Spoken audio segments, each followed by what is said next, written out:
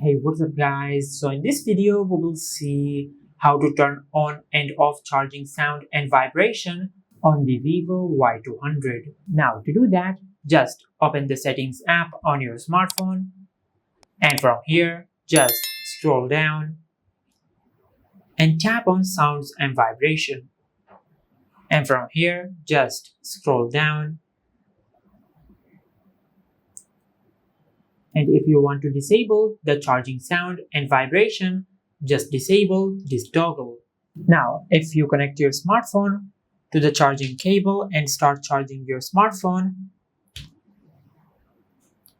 the charging sound and vibration will be turned off. Now, if you want to turn on the charging sound and the vibration, just enable this toggle for the charging sound and vibration.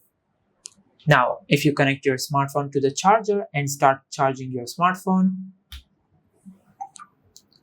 as you can see, the charging sound and vibration will be turned on.